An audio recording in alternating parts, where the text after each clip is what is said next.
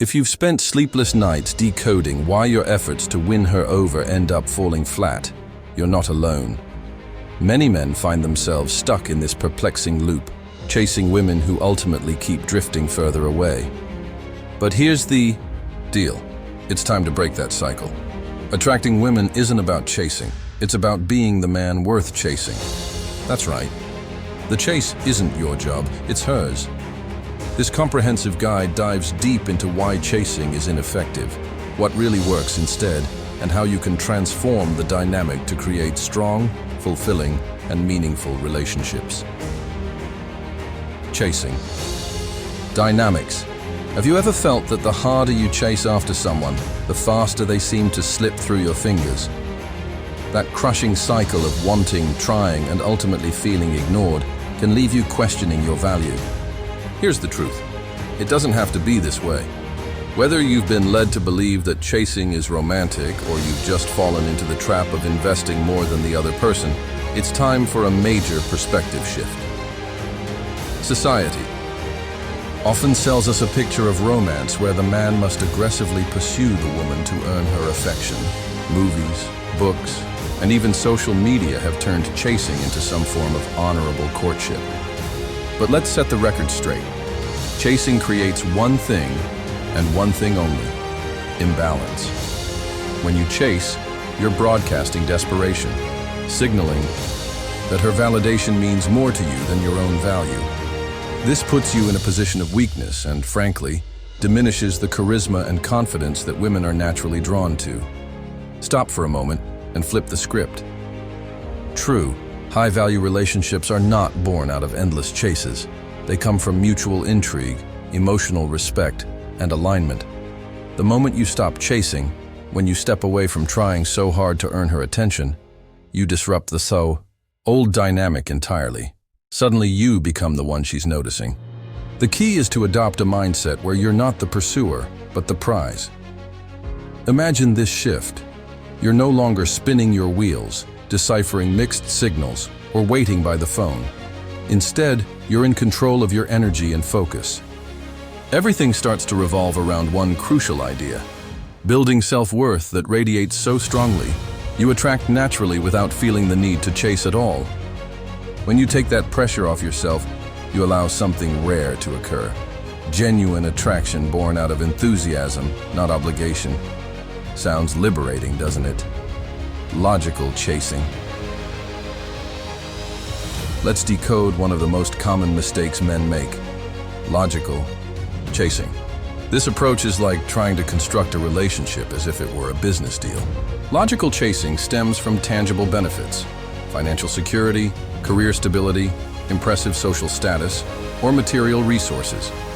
You might think these assets would make you instantly desirable, but the reality, it's far less idealistic. When a woman is drawn to your wealth or status rather than your essence, what you're building isn't truly a connection. It's a transactional exchange.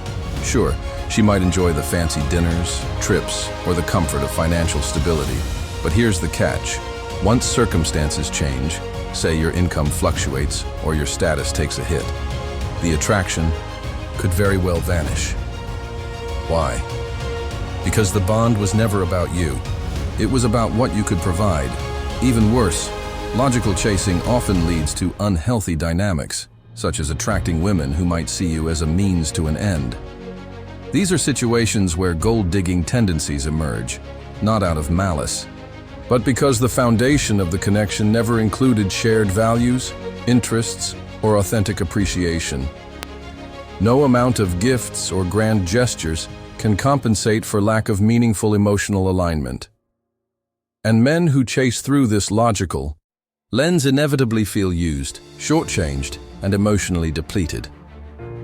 Here's a better path forward. True attraction happens on a deeper level, where someone values who you are over what you have.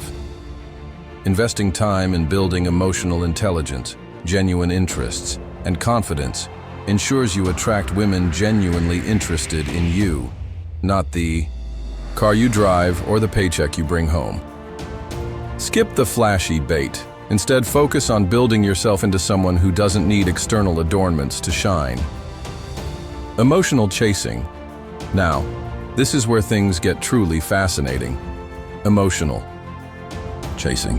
While logical chasing focuses on external factors, emotional chasing dives into the heart of human connection. But here's a twist. It's not about you chasing her emotionally. It's about creating the conditions where she craves emotional closeness with you. Why is emotional chasing so powerful? It fosters a dynamic where the both of you can equally invest and build. When a woman is emotionally driven to chase a relationship with you, it's not due to your possessions or appearance. It's because of how you make her feel.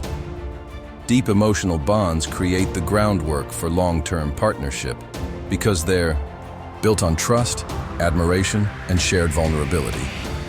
It's this type of chasing that leads to meaningful, exciting, and fulfilling relationships. Men who create space for emotional connection trigger something incredible, a woman's natural desire to pursue. Unlike logical connections, emotional chasing grows stronger with time because it's rooted in shared experiences and genuine interest. She doesn't feel obligated to reciprocate.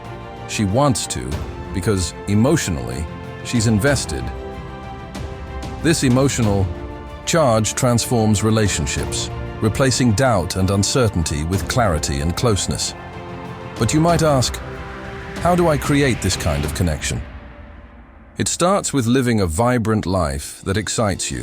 When you're passionate, motivated, and self-fulfilled, that energy becomes magnetic.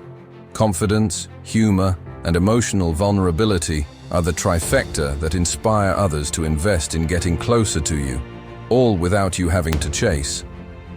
By focusing on your self-worth and showing that you're both capable of loving and being loved, you send out signals that attract emotional connection like a beacon. The 2 stages of relationships. Every successful romantic connection unfolds across 2 essential stages.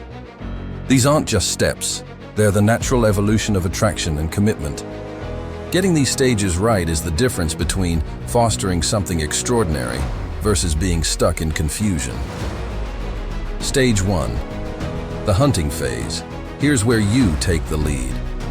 It's the foundation of any connection because it's where you showcase confidence and intentionality. This doesn't mean trying too hard or overselling yourself. It's about initiating interest with clarity and calm assertion. Picture this phase as setting the tone for how the dynamic will unfold. Are you the man she'll feel confident and safe with? Can she sense your vision and direction? These aren't questions you have to answer with words. They're conveyed through your actions. From the way you approach her to how you stimulate interesting, engaging conversations. This phase is all about putting your best foot forward without becoming overbearing. Stage 2. The chasing phase. The reward for laying solid groundwork is simple. The balance shifts, and she begins to chase you. But this doesn't mean sitting back and doing nothing. It means allowing her emotional investment to grow naturally. When a woman starts initiating plans, sending thoughtful texts, or making an effort to spend time with you, it's a sign this phase is underway. This stage isn't about manipulation, it's about reciprocity. By giving her the space to approach and contribute emotionally, you create a dynamic where she feels just as enthusiastic about the relationship as you do. That mutual investment is the essence of a high-quality partnership, one that feels both stable and thrilling. Understanding the hunting phase. The hunting phase is where most relationships succeed or falter. Get this right, and attraction becomes effortless. Misstep here, and you'll spend most of your time trying to dig yourself out of a hole. Women find decisiveness and confidence irresistible, so your role in this phase revolves around taking initiative. This is not the time to second-guess yourself or rely on vague, follow-her-lead scenarios. Be intentional in your actions and words, whether you're asking her out or deciding where to meet. For instance, instead of asking, "Would you like to meet for coffee?" say, "There's this great cafe I want to take you to. How's Friday at 6 p.m.? Notice the shift in energy. Your confidence not only eliminates uncertainty, but presents a compelling reason for her to say yes.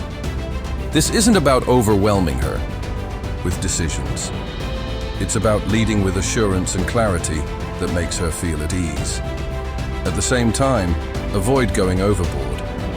Confidence doesn't mean arrogance. It means showing interest without making her feel pressured or smothered. It's a balance that requires self-awareness, but mastering this skill will set you apart instantly. Women are drawn to men who can lead without dominating, a subtle but powerful difference. By understanding the hunting phase and playing it with authenticity, you set the stage for a dynamic that flows naturally into the chasing phase, where attraction and emotional connection only deepen further.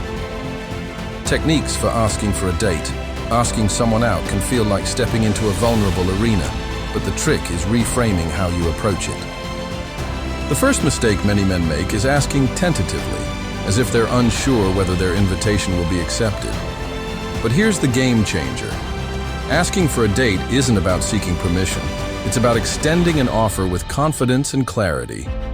When you say something like, "Would you maybe want to go out for dinner one of these days?"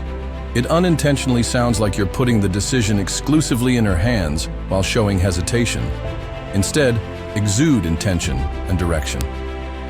For instance, say, "I've been wanting to try this new Italian place. How about Thursday night at 7 p.m.? The energy behind that statement isn't just assertive. It shows decisiveness and a dash of spontaneity. You're offering something specific, which makes it easier for her to respond positively. And here's the secret kicker. Confidence is magnetic.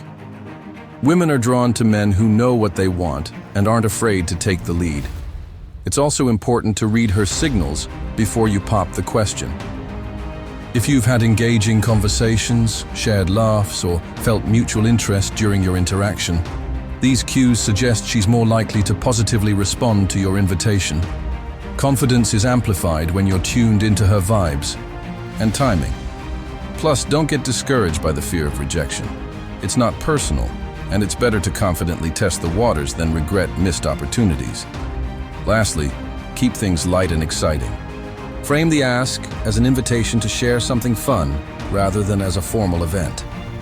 Instead of sticking to generic ideas, tap into her interests. If she mentioned liking coffee, say, "There's this boutique coffee shop with incredible brews. Want to check it out with me this week?" Tailoring your proposal to something unique personalizes the ask and makes it less likely to feel routine. Post-date communication. Post-date communication. The phase where most men trip over themselves trying to stay connected. You've had a great time, and naturally, you want to follow up. But here's a golden rule that's often overlooked. Don't smother. Instead, create space for her to reflect on how great the date was without cluttering her experience with constant follow-ups. It's tempting to send a flurry of texts thanking her for a good time, reiterating how much you liked her, or asking when you'll meet again. But overdoing it sends a signal of desperation rather than confidence, which could erase all the interest built during your date. Instead, go against the grain, be strategic, and composed. After the date, send one thoughtful message like, "I had a fantastic time tonight. That laugh of yours is seriously contagious. Thanks for making it a great evening." This is simple, warm, and shows interest without overkill. Once you've sent that message, step back. The silence that follows isn't a waiting game. It's intentional. When you keep the rhythm of communication light and spaced out, texting every 3 to 5 days instead of every few hours, you're signaling that you're in no rush and that you have a fulfilling life outside of the dating experience. This shows confidence, which is far more appealing to her than clinginess. And remember, this isn't playing hard to get. It's about pacing the relationship to create curiosity and anticipation. If handled right, she'll begin to pick up her phone first to text or call you, which is a keystone sign of mutual interest blooming. Conducting a successful first dates are the foundation of everything that comes next, and you can't afford to wing it. How you approach this initial meeting sets the tone for the rest of the relationship. A successful first date has nothing to do with your choice of a fancy venue. It hinges on how well you connect and the impression you leave. First, punctuality matters. Arriving on time or early doesn't just show respect, it demonstrates discipline and dependability. If she's running a few minutes late, maintain your composure rather than letting insecurity creep in. A statement like, "Take your time, I'm looking forward to seeing you," sets a calm, mature tone. Start your date by bringing energy and enthusiasm, not in a cheesy way, but by showing genuine interest. Ask about her day, compliment her style, or joke about something lighthearted to break the ice. Remember, confidence isn't about trying to impress. It's about being comfortable and authentic. Shared laughter and intrigue create far more chemistry than trying too hard to prove your worth. One overlooked key is your body language. Make subtle but intentional choices like maintaining eye contact, leaning forward when things get engaging, and mirroring her openness during the conversation.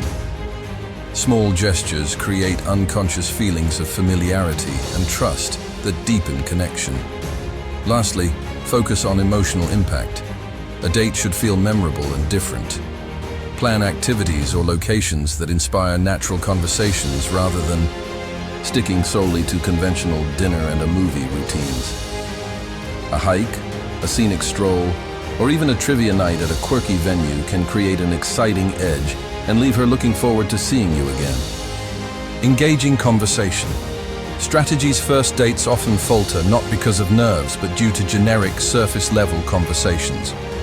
If your conversations revolve solely around her job, the weather, or the last Netflix series she watched, your dynamic will fade into the realm of forgettable. To create a true spark, aim for meaningful and emotional communication. For instance, ask open-ended questions that invite her to reveal things that excite her. Replace generic topics with ones like, "What's something surprising about you that most people don't know?" Or, "If you could relive any day of your life, which one would it be and why?" These questions are fun and encourage her to share layers of her personality beyond the ordinary. The goal is emotional resonance. Share personal stories or anecdotes that reveal something about your character as well.